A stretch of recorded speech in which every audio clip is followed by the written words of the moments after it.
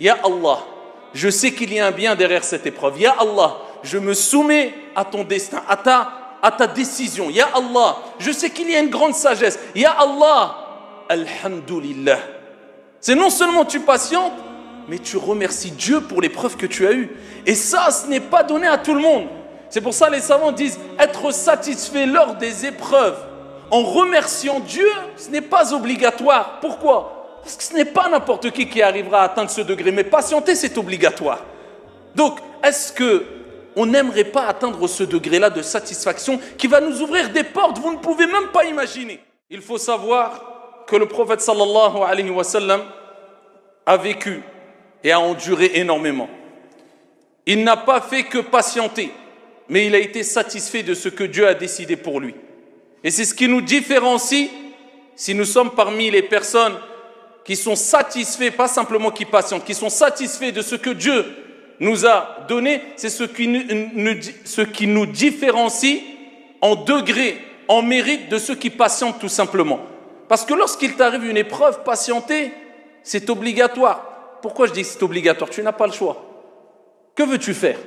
Tu dois patienter, tu n'as pas le choix. Mais être satisfait, c'est autre chose. C'est non seulement de patienter, mais de dire « Ya Allah, je sais qu'il y a un bien derrière cette épreuve. Ya Allah, je me soumets à ton destin, à ta décision. Ya Allah, je sais qu'il y a une grande sagesse. Ya Allah, Alhamdulillah. » C'est non seulement tu patientes, mais tu remercies Dieu pour l'épreuve que tu as eue. Et ça, ce n'est pas donné à tout le monde. C'est pour ça que les savants disent être satisfait lors des épreuves en remerciant Dieu, ce n'est pas obligatoire. Pourquoi? Parce que ce n'est pas n'importe qui arrivera à atteindre ce degré. Mais patienter, c'est obligatoire. Donc, est-ce qu'on n'aimerait pas atteindre ce degré-là de satisfaction qui va nous ouvrir des portes, vous ne pouvez même pas imaginer. Wallahi, on ne se rend même pas compte. Les portes que vont nous ouvrir, la satisfaction, le fait d'être satisfait ici-bas et dans le delà. Et tout cela argumenté avec des preuves concrètes, comme je vais vous les citer, ici-bas et dans le delà. Combien de personnes ont vécu des problèmes, des grandes difficultés? Et parmi les plus grandes des difficultés, c'est bien sûr la perte d'un proche. La perte d'un proche et particulièrement d'un parent ou d'un enfant, bien sûr. Eh bien, comment devons-nous réagir? Simplement en patientant? Non, en étant satisfait. Pourquoi? Quelles portes vont s'ouvrir? Le prophète sallallahu alayhi wa sallam, eh bien, qu'est-ce qu'il disait quand il y avait des morts? Quand il y avait une personne proche de lui qui décédait, un compagnon qui décédait, Inna lillahi ma a'ata wa lahu ma akhadh. Inna lillahi ma akhadh wa lahu ma a'ata wa kullu shay'in 'indahu bi ajalin musamma. Il rappelait que nous sommes satisfaits car tout vient de Dieu. Dieu n'a fait que reprendre ce qui lui appartient. Inna lillahi ma akhadh. Il disait à Allah appartient ce qu'il a repris. Inna lillahi wa inna ilayhi raji'un. Car nous appartenons tous à Dieu. Et nous retournerons tous et toutes vers Dieu. Il disait Inna lillahi ma akhadh. À Allah appartient ce qu'il a repris. Wa lahu ma a'ta. Et lui appartient ce qu'il a donné. Donc Allah, le prophète, il commence par ces termes. À Allah appartient ce qu'il a repris. Pour te rappeler que ce qu'il a pris, c'est ce qui lui appartenait avant. Inna lillahi ma akhadh, ça lui appartient. Wa lahu ma a'ta. Et lui appartient ce qu'il a donné, ce qu'il a fait comme don. Wa kullu shay'in 'indahu bi ajalin musamma. Et tout ce qui est auprès de Dieu, eh bien, a une durée bien déterminée. Car kullu man 'alayha fan, tout ce qui est sur la surface de la terre, toi compris, moi compris, nous compris, eh bien, est voué à éphémérité, est voué à disparaître, qu'on le veuille ou non. Que tu sois milliardaire ou pas, que tu sois fort ou pas, que tu sois riche ou pas, que tu sois croyant ou pas, tout le monde doit disparaître, tout le monde doit mourir. Rien ne perdurera sur la surface de la terre. Rien n'est éternel sur la surface de la terre. Et qui pourra prétendre le contraire, croyant ou non croyant, riche ou pas, intelligent ou pas, scientifique ou pas, tout est voué à l'éphémérité pour te rappeler que ce qui va rester durable et perdurer, c'est pas maintenant, c'est demain, Inch'Allah, c'est dans l'au-delà. Car la vie continue. Et quand on perd un proche, eh bien on ne se dit pas je l'ai perdu définitivement. Non, simplement il est entré par cette porte qui est al-maut, la mort. et par laquelle tout le monde devra passer. Que tu le veuilles ou non, simplement il est parti avant toi. Il a traversé cette porte, il a passé cette porte avant toi. Demain, tu passeras par cette porte. Donc, la vie continue. Tu le reverras, incha'Allah, tabaraka wa ta'ala. Voilà pourquoi il est important d'invoquer pour lui et invoquer pour toi afin que tu le rejoignes et que tu sois rassemblé avec lui auprès du prophète Mohammed alayhi salatu wassalam. Fil firdaus al-a'la, c'est ce qui nous importe. Amma s'alarmer jusqu'à ce que se dire, à tel point où certains se disent, je ne le verrai plus, c'est fini. Ce n'est pas fini, l'histoire continue. La vraie vie, il y a une vie ici-bas, mais la vraie vie, c'est dans l'au-delà. Et quand tu remercies Dieu et tu patientes, quand tu es satisfait, eh bien des portes, comme j'ai dit précédemment, dont tu ne t'imagines même pas s'ouvrent à toi. Peut-être tu ne les vois pas, tu ne les perçois pas tout de suite, mais ils s'ouvrent vraiment. Donc quand tu as des problèmes, quand tu as des soucis, rien ne va plus. Si tu patientes et tu dis Alhamdulillah, Wallahi, ici, Allah Azza wa Jal ôtait le voile pour te montrer les portes qui s'étaient ouvertes. Pour toi, après que tu aies dit cette parole, comme je dis souvent, eh bien tu inonderais le sol de par tes larmes. Mais Allah Jalla wa Ala nous dévoile des choses à juste mesure, avec sagesse. Il sait ce qu'il peut nous dévoiler et ce qu'il ne peut pas nous dévoiler, sinon ça serait trop facile. Allah Jalla wa Ala dit, lorsqu'il parle des croyants qui non seulement patientent, mais qui sont satisfaits et qui le prouvent à travers la parole, وَإِذَا أَصَابَتْهُمْ مُصِيبَةٌ قَالُوا إِنَّا لِلَّهِ وَإِنَّا إِلَيْهِ رَاجِعُونَ. Lorsqu'il leur arrive un malheur, une épreuve, qu'est-ce qu'ils disent tout de suite? Tout de suite, Inna lillah, nous appartenons à Dieu. Wa inna ilayhi raji'un, et nous retournerons vers Dieu. Soumission à Dieu. Eh bien, qu'est-ce qui se passe? Ulaika alayhim salawatum min rabbihim wa rahmah wa ulaika humul muhtadun. Allahumma ij'alna minhum. Allah Jalla wa Ala dit Ulaika alayhim salawatum min rabbihim. Ils recevront des prières de la part de leur Seigneur sur eux. Ulaika alayhim salawatum min rabbihim wa rahmah. Allah Azza wa Jal déversera sa miséricorde sur lui. Wa ulaika humul muhtadun. Et ceux-là sont les bien guidés. Ceux-là ont réussi.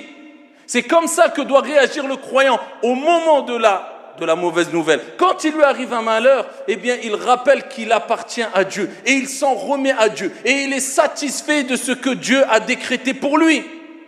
Ça, c'est la satisfaction, ayyuhal akhyar, qui nous est demandée et qu'avait le prophète et qu'avaient aussi de grands hommes qui ont vécu avec le prophète, les vertueux, les pieux. Et on a plusieurs exemples.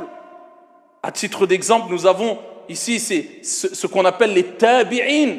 Et parmi eux, il y avait Al-Fudayl ibn Iyad, radiyallahu anhu wa arda. Regardez comment ils réagissaient. Et ils arrivaient à raffermir les personnes qui étaient prêtes à flancher. Parce qu'attention, nous sommes des êtres humains. Ça ne veut pas dire que quand on entend une mauvaise nouvelle, tu n'as pas le droit de pleurer. Le prophète lui-même a pleuré quand son fils Ibrahim est décédé. Pleurer, c'est une miséricorde divine. Être triste, c'est un bien quelquefois, dans certains cas. Mais ce qui nous est demandé, c'est de patienter, et même si tu pleures, dire Alhamdulillah, de t'en remettre à Dieu, et ne pas te plaindre de Dieu. Et de prendre conscience que ce qu'il y a dans l'au-delà est meilleur. Mais Dieu ne nous montre pas, mais est meilleur pour nous, Inch'Allah. Une personne était très triste parce qu'il avait perdu son fils. Et beaucoup sont partis le visiter. Parmi eux, Sufyan ibn Uyayna, de grands personnages qui ont marqué l'histoire, de grands vertueux. Et il y avait Al-Fudayl ibn Iyad aussi. Pourquoi? Parce qu'ils n'arrêtaient pas de lui remonter le moral, mais sa tristesse ne cessait de s'amplifier. Al-Fudayl ibn Iyad, radiyallahu anhu warda, est rentré. Il a dit à Fulan, oh un tel, tu es triste, tu as perdu ton fils. Regardez, en quelques mots, Khayrul kalami ma qalla wa dal. Il lui dit, que dirais-tu? Comment réagirais-tu si tu étais en prison, toi et ton fils, et qu'on annonçait que ton fils allait sortir de prison avant toi? Il dit, je me réjouirais.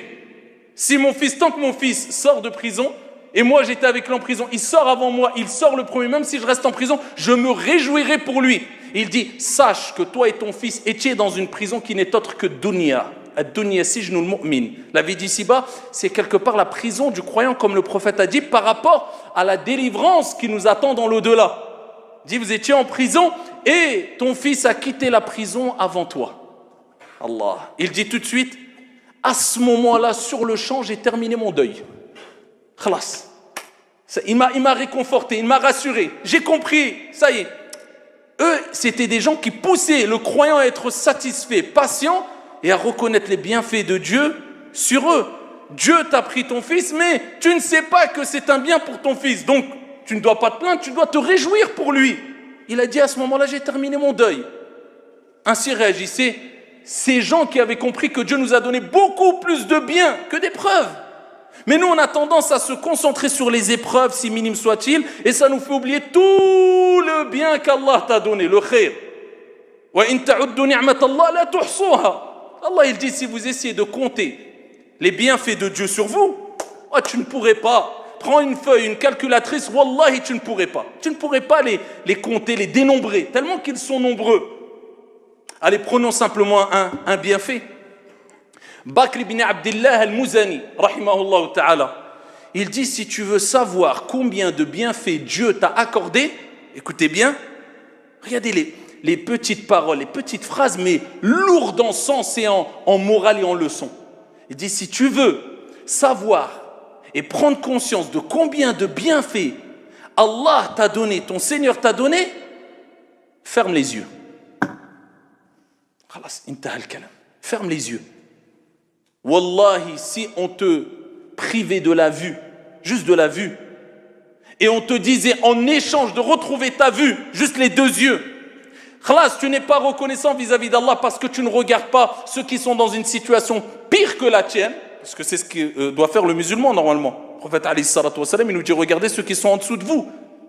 T'as mal à la tête, regarde ceux qui ont perdu les yeux. T'as mal aux jambes, regarde ceux qui n'ont plus de jambes. T'as des problèmes d'argent, regarde ceux qui n'ont jamais bu de l'eau potable. Normalement, avec ça, on devrait dire alhamdulillah. Khalas. Tu ne veux pas regarder à droite et à gauche, devant et derrière toi, regarde ce qu'il y a en toi. Ils disent, tu veux te rendre compte de tous les bienfaits que Dieu t'a donnés, ne serait-ce qu'un bienfait. Ferme tes yeux. Et imagine-toi, si Dieu m'enlevait la vue. Allez, maintenant ouvre tes yeux, c'est gratuit. Alors que celui qui a perdu les yeux, wallah, s'il pourrait dépenser ce qu'il y a sur la surface de la terre, il le ferait en échange de quoi? De voir quelques secondes, quelques minutes. Là, remercions-nous vraiment Allah pour tous les bienfaits? Ou est-ce qu'on se concentre dans les épreuves qui quelquefois, parce qu'il y a des épreuves de Dieu qui tu ne peux rien faire, quelquefois nous provoquons et on oublie tout le bien qu'Allah Jalla wa Ala nous a donné. Hadith wa la haraj. Ayyuha al-musalloun, ar-rida. Vous savez ce que ça ouvre, ar-rida, comme porte? Parmi les portes dans l'au-delà, déjà sache que si tu veux goûter à la douceur de la foi, on aime bien ressentir notre iman monter, on se sent bien. Quelquefois ça vient 4 secondes, 5 secondes, ça part, malheureusement. Quelquefois ça dure 2 heures, quelquefois on est des êtres humains, on est faible, on n'est pas parfait. Eh bien, si tu veux goûter à la douceur de la foi, halawat al-iman, alayhi salatu wassalam, il dit dans le hadith rapporté par Muslim, celui qui va goûter à la douceur de la foi, c'est celui qui man radiya billahi rabba wa bil islami dina wa bi Muhammadin sallallahu alayhi wa sallam nabiyyan wa rasula. À goûter à la douceur de la foi, celui qui est satisfait. Regardez la satisfaction. La plus grande des satisfactions, c'est d'être satisfait, d'être musulman, d'avoir Dieu, ton Seigneur, comme Seigneur, Allah comme Seigneur, et l'islam comme religion. Ça, c'est le plus beau des cadeaux que Dieu nous a donnés. Alhamdulillah. Qu'Allah Azza wa Jalla nous raffermisse dans sa religion. Eh bien, le prophète, il dit, celui qui est satisfait de Dieu. Ça veut dire quoi? Quand Dieu décrète quelque chose pour toi, tu dis Alhamdulillah. Ça, c'est la vraie satisfaction vis-à-vis d'Allah Azza wa Jalla. Celui qui dit, Raditu billahi rabba, et qui est satisfait de Dieu, d'Allah comme Seigneur, et de l'islam comme religion, et de Mohammed comme prophète et envoyé, eh bien on aura goûté à la douceur de la foi. Regardez cette porte qui s'ouvre à toi quand tu es satisfait. Mais satisfait de qui? La plus grande des satisfactions, de Dieu, d'Allah, du prophète Mohammed alayhi salatu wassalam, et de l'islam. L'islam. Hadith rapporté par Muslim, le prophète sallallahu alayhi wa sallam, une autre porte qui s'ouvre quand tu es satisfait. Il dit, toute personne qui dit, regardez, il faut prononcer aussi, rappeler avec la langue que tu es satisfait aussi. Il faut le prouver avec la langue. Il dit, alayhi salatu wa sallam, celui qui dit après al-adhan, quand tu entends l'adhan, l'appel à la prière, il termine, la ilaha illallah, qu'est-ce que tu dis? Raditu billahi rabba, je suis satisfait d'Allah comme Seigneur. Wabil islami dinan, et de l'islam comme religion. Wabi Muhammadin sallallahu alayhi wa sallam nabiyyan wa rasula, et de Muhammad comme prophète et envoyé. Le prophète alayhi salatu wa sallam, il dit tous ses péchés sont pardonnés. Une autre porte qui s'ouvre. Ça, c'est en disant, en montrant que tu es satisfait. Donc, n'oubliez pas cette invocation après, ba'd al-adhan. C'est pas fini. Le prophète, alayhi salatu wassalam, écoutez bien, qui d'entre nous n'aimerait pas rentrer au paradis? Tout le monde aimerait rentrer au paradis. Qui d'entre nous n'aimerait pas voir le prophète, alayhi salatu wassalam? Tout le monde aimerait voir le prophète, alayhi salatu wassalam. Qui d'entre nous n'aimerait pas toucher la main du prophète, sallallahu alayhi wa sallam? Tout le monde aimerait toucher la main du prophète Mohammed, alayhi salatu wassalam. Qui d'entre nous n'aimerait pas être accompagné par le prophète, alayhi salatu wassalam, alors que le prophète nous tient par sa main et nous fait rentrer au paradis? Tout le monde aimerait cela. Eh bien, c'est possible. Rapporté par At-Tabarani, avec une bonne chaîne de transmission, le prophète, alayhi afdalus salati wa askat taslim, il dit, je garantis à toute personne qui aura dit le matin, et ça fait partie des invocations et évocations du soir et du matin que le croyant et la croyante doivent s'efforcer de dire et de prononcer. Celui qui dit tous les matins « Raditu billahi rabba wa bil islami dina wa bi Muhammadin sallallahu alayhi wa sallam nabiyya » Celui qui dit ça le matin, « Je suis satisfait d'Allah comme Seigneur et de l'islam comme religion et de Muhammad comme prophète et envoyé » avec certitude et en le prouvant, eh bien le prophète alayhi salatu wassalam a dit, celui qui dit ces paroles-là le matin, tous les matins, je garantis que je le prendrai par la main jusqu'à le faire rentrer dans le paradis d'Allah subhanahu wa ta'ala. Le prophète te prendra par sa main et ici tu rentreras au paradis avec le prophète sallallahu alayhi wa sallam. Vous voyez l'importance et l'impact des invocations et des évocations du dhikr, du rappel de Dieu et la miséricorde de Dieu, et Dieu qui nous rappelle que de manière très facile tu peux gagner énorme et de grandes portes peuvent s'ouvrir, mais est-ce qu'on est revenu vraiment à l'essentiel? Allahu a'lam. Ça c'est parmi les bienfaits d'être satisfait, parmi les bienfaits d'être satisfait, de dire alhamdulillah, d'avoir al-qana'a. C'est quoi al-qana'a?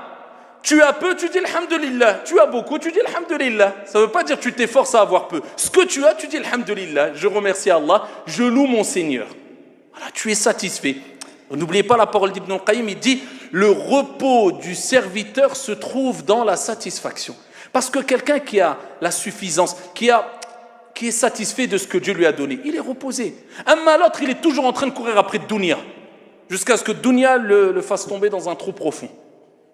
Amma, si tu as, Dieu t'a comblé de richesse, remercie Dieu, c'est un bienfait d'Allah. Si tu n'as pas remercié Dieu, c'est un bienfait de Dieu. Voilà le croyant, comment il agit. C'est pour ça que le croyant doit être toujours alhamdulillah, satisfait.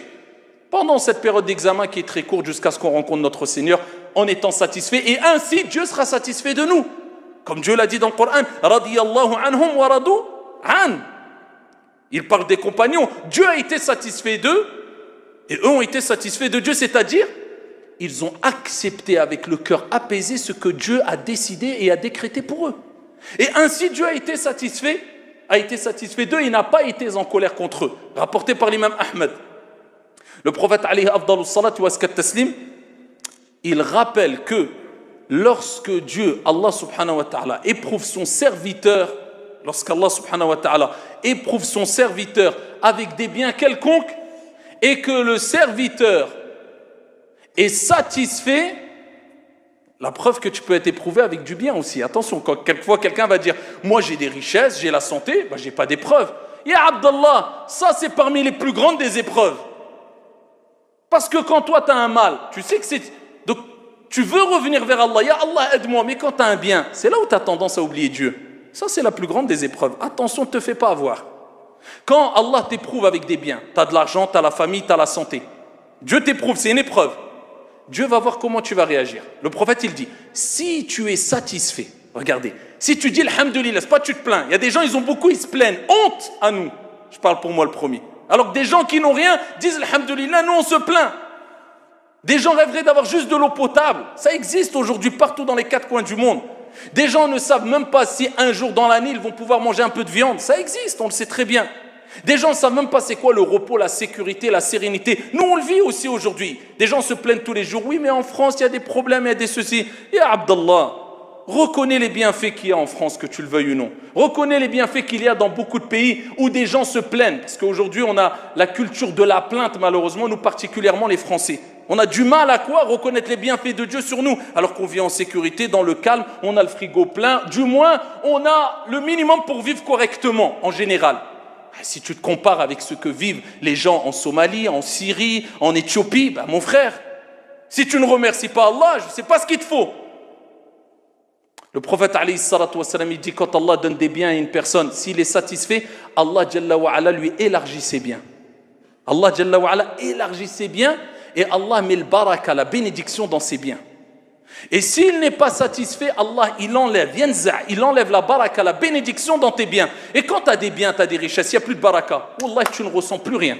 La preuve qu'il faut toujours remercier Allah avec ce que tu as. Et le prophète alayhi salatu wassalam, il disait Irda bima qasama Allahu lak takun aghna an-nas.